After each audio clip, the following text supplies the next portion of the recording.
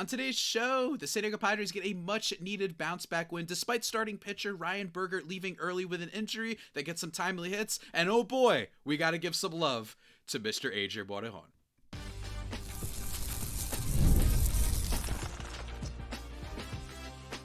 You are Locked On Padres, your daily San Diego Padres podcast. Part of the Locked On Podcast Network, your team every day. Greetings, ladies and gentlemen, and welcome to another edition of the Locked On Padres podcast, which is part of the Locked On Podcast Network, your team every day for Wednesday, June 25th. As always, I'm your host with sometimes the most, Javier Reyes, and I've been covering this team for almost 6 years now, for not just this podcast, but also various other outlets, including justbaseball.com, a great website, chief among them. And today's episode, guys, is brought to you by Monarch Money. Take control of your finances with Monarch Money. Use code LOCKEDONMLB at monarchmoney.com for 50% off your first year. Be sure to check that out. And also be sure to check me out on social with any questions, comments, or concerns you may have at Javiipeno, Javiipeno on Twitter/X and Blue Sky. Stumbled a little bit. Forgot my own handle for a second there.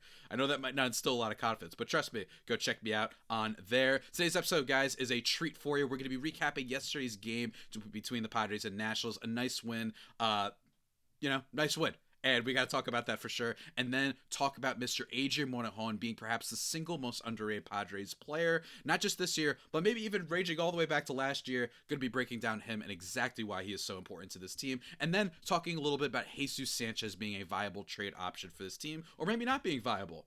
You'll have to wait and see, guys. So let's get started. Yesterday's game. The Padres win, by a score of 4-3. I'm a little bit off. What can I say? Wild night for your boy. You know me, guys. I'm a party boy. You know what I'm saying? I'm always going crazy out here. And sometimes you forget what happens. But let me tell you, the Padres win this game by a score of 4-3. Ryan Bergert, not his best start, inflates his ERA to a 2.67, which is not bad, right? Like, really not all that bad. Nothing necessarily has been, oh my God, Ryan Bergert is the second coming or anything like that, but he's been a solid contributor considering all the injuries to his starting rotation and the kind of just unpredictability of Dylan Cease, right? He goes 3 innings in this one, 3 earned runs on 5 hits, 3 walks, and 4 Ks. And here's the thing. That was surrendered with a couple of James Wood walks with the bases loaded. He did work his way out. Didn't get necessarily blown up. The big thing that happened is he got hit by a line drive. Right? That was the big thing that happened to Ryan Bergert yesterday, but thankfully he seems to be okay. Hearing from AJ Casaval on Twitter, x-rays on Ryan Bergert's right forearm came back negative after he was struck by a line drive. He says it's still sore, unclear if he'll make his next scheduled start, but he appears to avoid significant injury. Look, I understand. The first thing you got to consider when it's the Padres is, wait.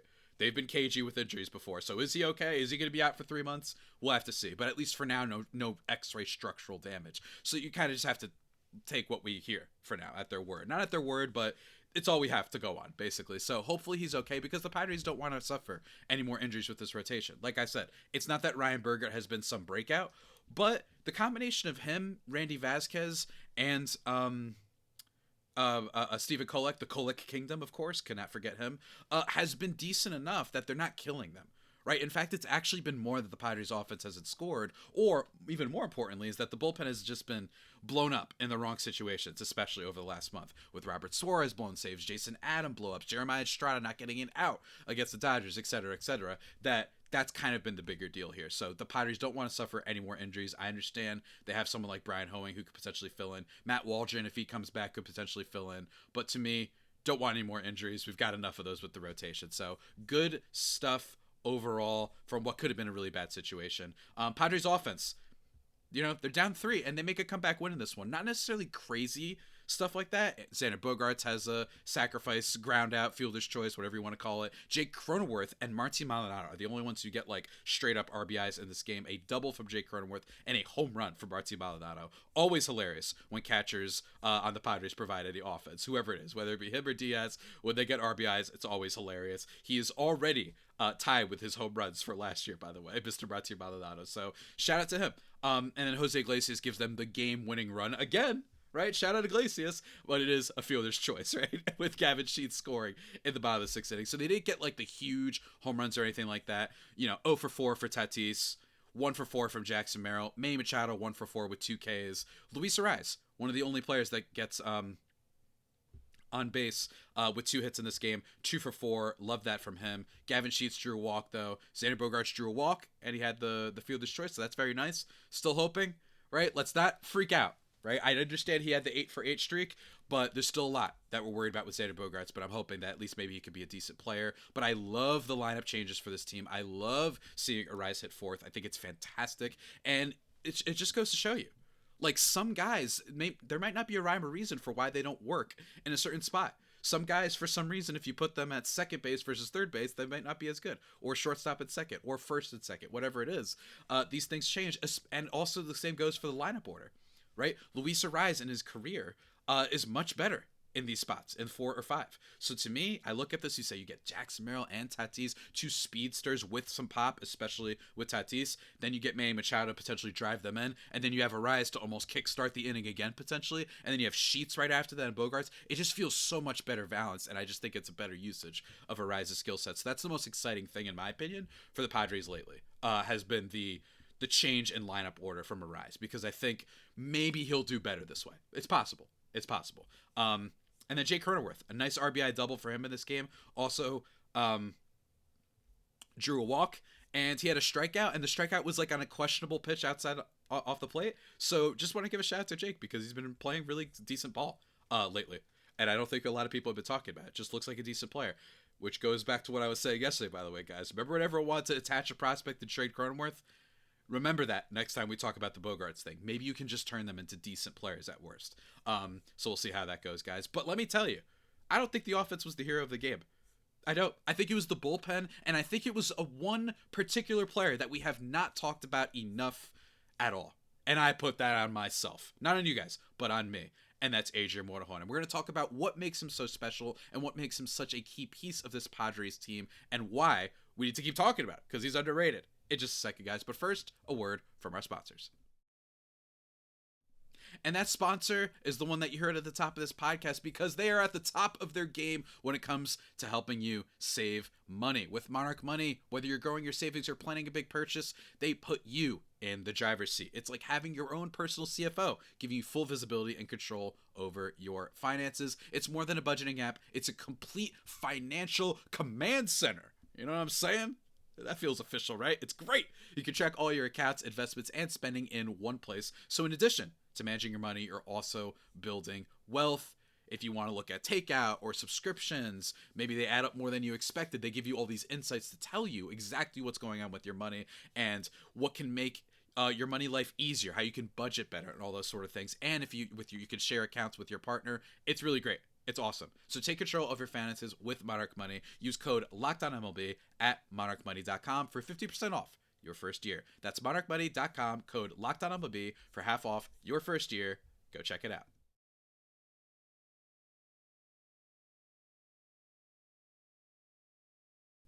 And just like that, everybody, we are back here on this podcast, thriving and most certainly vibing on this lovely hump day, Wednesday, June 25th. Like I said, go check me out one more time at Twitter/X and Blue Sky at Javapeno, JAVIIPENO. Love hearing from you guys. And even if I don't answer your question, I just love hearing your response to you guys. So love doing that.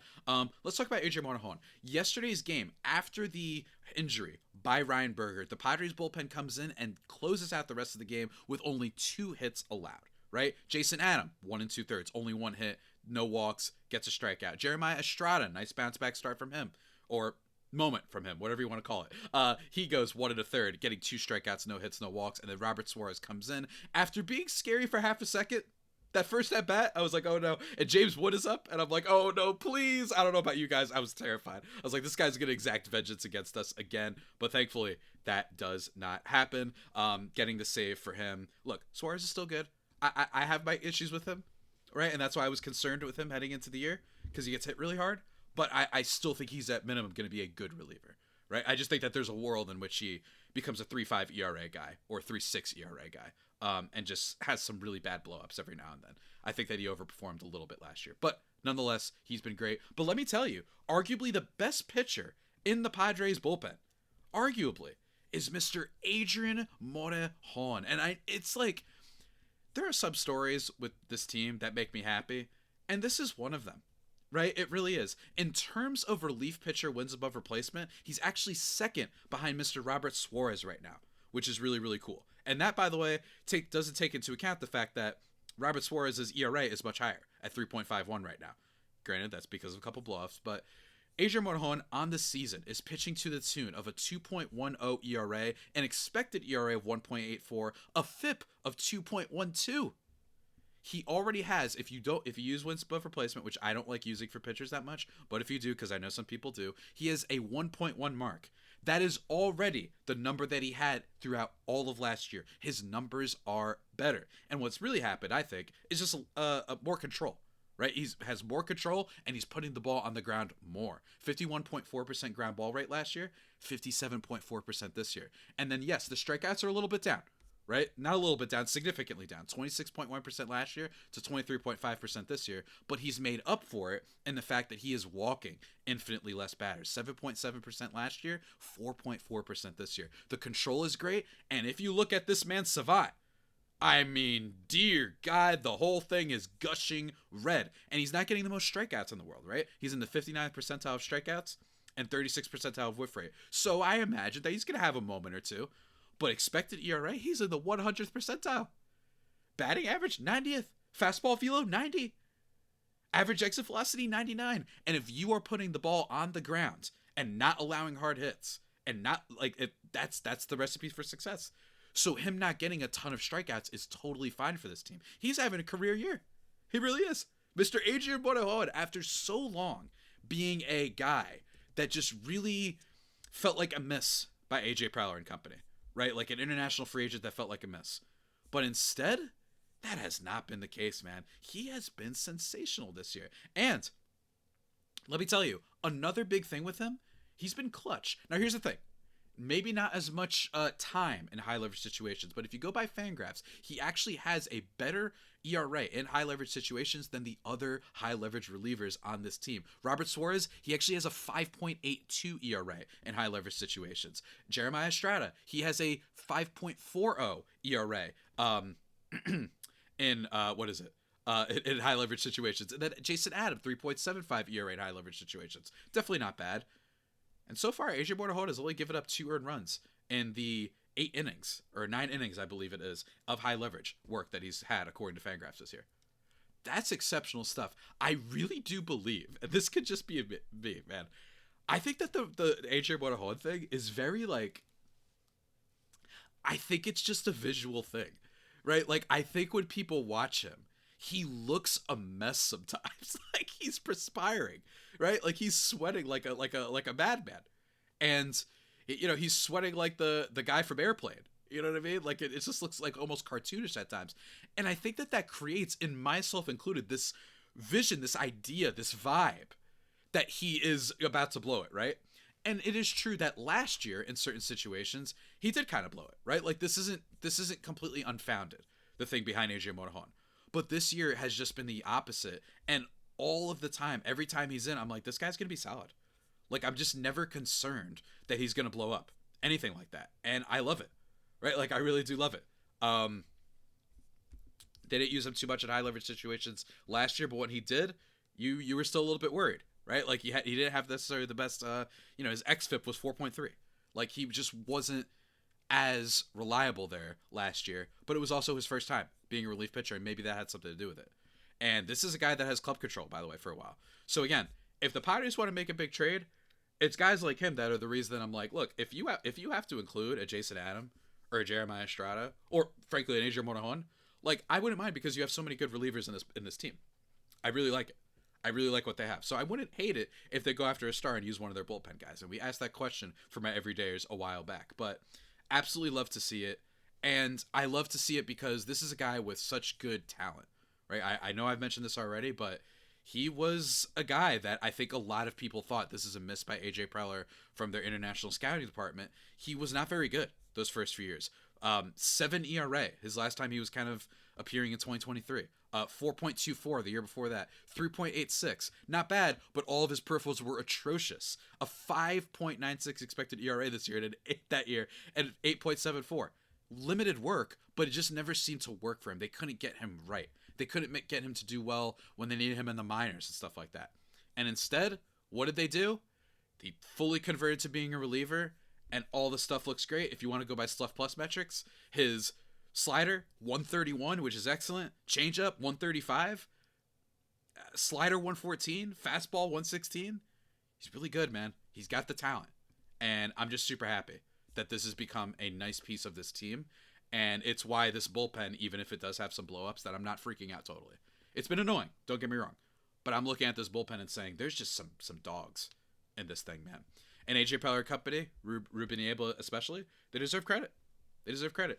There are teams out there that struggle with building their bullpen all the time, and they just can't get some value out of it, right? This is one of the things that hurt the Cubs at the beginning of this year. This is a thing that hurts some other contenders out there. The Boston Red Sox, I believe, were getting killed with their bullpen. Among a few other teams. The D-backs, right? The D-backs bullpen was a disaster, and that's what's killing them right now too. And what's also killing them is Corbin Carroll getting really seriously injured. But overall, I want to give some love, man, because it's really just cool to see a late career breakout. It reminds me a little bit of Drew Pomeranz, frankly, without the big contract they gave him. But Drew Pomeranz kind of converted to reliever, changed everything around, right? And then he became just really great. And by the way, he's kind of been back, if I'm not mistaken. Is it Pomeranz back? I could be wrong. With the Cubs, he's been a big thing for them this year, right? Has he? Let me see. Let me just check this real quick. He's got an ERA of 0 so far. Yeah, he's been pretty good. Expected ERA of 4.34. But he, that was a really talented player who went from being a starter to a reliever after it didn't work out, and it turned out great. So shouts to the Padres and company. Shout out to Adrian Morejón. Love him to death. Very much. I don't think he gives enough love. And it's also such a great name to say. Morejon. Morejon Mojo. Let me tell you, we love it. But folks, that's not all we're going to talk about in terms of players that deserve some love on this year's show. We got to talk about Jesus Sanchez. And we got to talk about, is he the guy that the Padres should target at the deadline? He's one target. We already talked plenty about Jared Duran. And we'll probably end up talking about him again over the next month until the deadline. But let's talk about some of the more under the radar targets. And Jesus Sanchez is one of them. And I'll explain why after a break from one of our sponsors. And that sponsor is a new one that the everydayers might have heard on yesterday's episode. And that is, look, if you've heard of Viagra or Cialis, maybe you've even tried them. But if you're looking for something beyond the usual pill, it's time to meet Rugiet Ready. Let me tell you guys, Rugiet Ready is a next-gen prescription treatment designed to amplify arousal in the brain and boost blood flow. Unlike the usual pills that can take hours, Rugiet's 3-in-1 formula dissolves under your tongue and kicks in fast, on average, in 15 minutes. Effects can last up to 36 hours, so you can stay confident and in control whenever the moment is right. If traditional options haven't worked, it might be the answer. Over 150,000 men have already made the switch. And I also love that it's completely online. Rugiet connects you with a board-certified doctor and ships your treatment discreetly to your door. You can even check out the customer reviews to hear more details and how it's helping everybody out there to feel more confident and present in the moment. So head to Rugiet.com/LockedOnMLB and use code LockedOnMLB to get 50% off today. That's Rugiet. RUGIET.com/LockedOnMLB and use promo code LockedOnMLB for 15% off. Go on and check it out.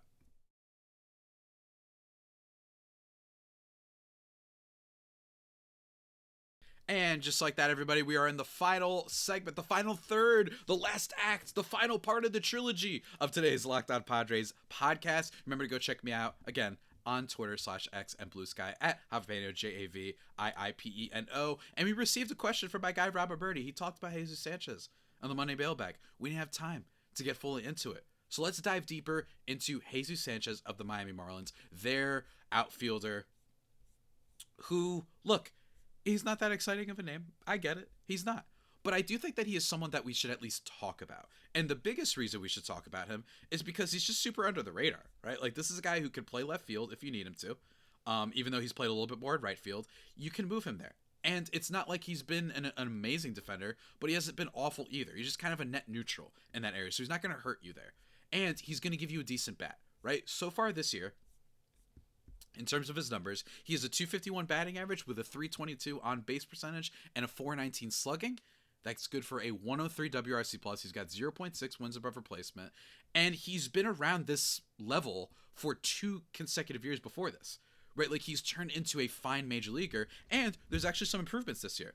Yes, the batting average on base isn't amazing. He doesn't hit for a ton of power, right? But what I like is he's got decent speed and also increased walk rate this year, 7.6% from last year, 9.3 this year, and his strikeout rate is down significantly from 26.1% last year to just 22% this year, right? That's a huge cut down from his career norm, by the way, of about 26.7%, right? Like, that's a nice improvement. And if you're a big expected stats guy, guess what? Jesus Sanchez is actually expected to be performing a little bit better than he is right now. He's a 359 expected weighted on base. Right now, he only has a 324. So there's room to grow here.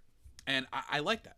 And this is a guy that, you know, when you look at the entire league, when it comes to bats that are available, it's very, like, it's a little scarce. You know what I mean? Like, this hasn't exactly been, I think, a market that we're all super excited about. This is not 2022. Or was it 2021? This is not 2021, right? The 2021 year was one of the more insane, like, crops of trade targets that I have ever seen, right? But in terms of this year, another reason the Padres should be interested is because in terms of every team in Major League Baseball, in terms of accumulated wins above replacement, the Padres are 24th, tied for 24th, actually, with the Cincinnati Reds in total F4 accumulated from left fielders, right? That's bad. Other teams that are below them, the Dodgers, actually, with left field. Michael Conforto, shout out to him. The Kansas City Royals, Chicago White Sox, Atlanta Braves, and Pittsburgh Pirates, right? So yes, they don't have stars or anything like that. I get that. But overall, what I'm seeing is that the Padres could just use a decent player since they're in the negative in that area. Brandon Lockridge has been their best left fielder this year. They just released Jason Hayward the other day. Like, Brandon Lockridge has only been useful because he's got some decent speed and because he plays some decent defense. But he can't hit at all. So it's almost like a net nothing gain, right? So Jesus Sanchez, you bring him in there, he could hit for you, and there might be room to grow. Most of his power is a little bit more to right field, which is one thing I've noticed, and that might not always be the best thing for Petco. I'm not freaking out, but still, he's made some improvements, at least, right? In his pulled air rate, actually, up from previous years. So that's great. And he's a lefty bat. It's always nice to have a lefty bat and just shake up the things in your lineup. And the Padres for years have been kind of that team that has had a little bit of like, oh no, we got to worry about our lefty-righty splits. You know what I mean? Like, this is a little bit scary. We have Merrill, we have Jake, but no, without the switch hitting profile, without some other guys, it does leave your lineup a little bit more righty heavy. So that's a nice thing for him. The one thing I will say, though, is there are some concerns. He cannot hit against lefty. He's got a 150 WRC plus against righties and just a 48 WRC plus against lefties. And that's also for his career. So this isn't a mirage thing. This isn't just like right now where Tatis has been a little bit struggling against lefties, or last year where Cronenworth, while not always amazing against lefties, was abnormally bad against them last year.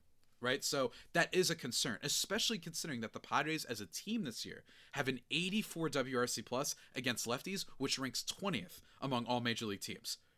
I still think that acquiring Jesus Sanchez would still boost your left field overall value, right? Because the left fielder right now can't hit against anybody, right? So at least you'd have someone who could hit against righties pretty well, which is the majority of, I think, the type of pitchers that you'll face. So that's still good, right? But it does create an issue, I understand, because on the days that you have a lefty, both him and Gavin Sheets would become a little bit of a problem in that area. So I understand the concern there. But the biggest selling point for me is that I just don't think he would cost anything. I've talked with Aram Layton, who covers the Marlins, or knows a lot about the Marlins, I should say. He's more of a prospect guy, but Marlins are his team. And he's like, yeah, like, I just don't think it would take too much. He has a lot of club control. Maybe there's some room to grow with being on a better team, a more competent team, not a team that literally barely invests in analytics, right? Like, at all. Maybe there's some improvement there, and I just don't think you have to give up anything.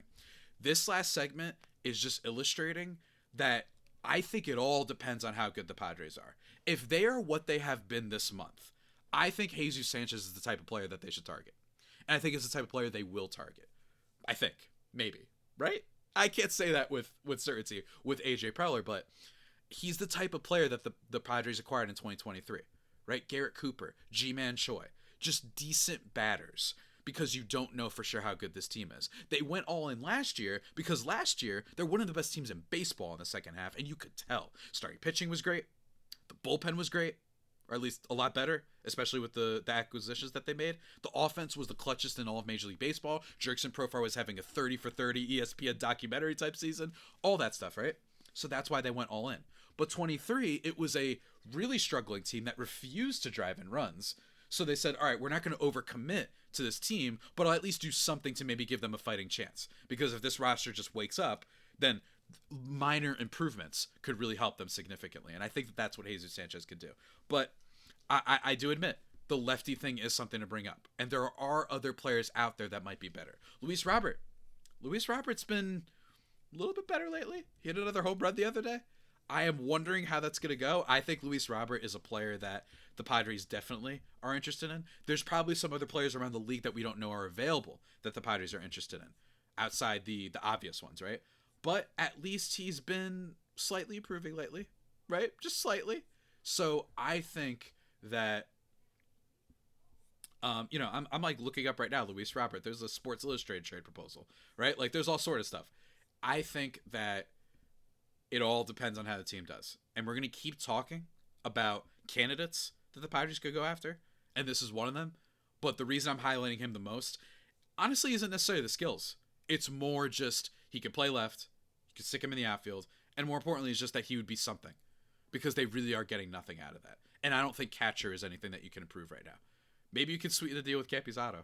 You could sell other teams and be like, if you want to get someone better than Jesus Sanchez, you could be like, hey, Campy, Babe Ruth of AAA. You know what I mean? Like, he keeps ranking. Maybe he's worth something on another team. I don't know. But what I do know is deadline is I'm just really fascinated to see what they do. I don't know what they're going to do. But me personally, if I had to bet money on it, it ain't going to be Jesus Sanchez, man. They're going big. I just think that that's what Preller does. And I would really rather not, because I don't want to give up the top prospects. But folks, those are my thoughts for Jesus Sanchez and Adrian Morejón and last night's game. And you can stay tuned tomorrow because we're going to have a special guest recapping the game and talking about a bunch of other topics that I won't disclose just yet. It's a special guest, though. Might be someone you've seen on TV before, especially if you're in San Diego. Oh, yeah. How about that for a tease? So until that next time, everybody, this has been the Locked On Padres podcast, the only pod that may be better than the Padres themselves. Remember to subscribe and tune in wherever you get your podcasts. Follow me on Twitter/X and Blue Sky. And until that next time, stay safe and, of course, stay faithful. My Friar Faithful homies, take care.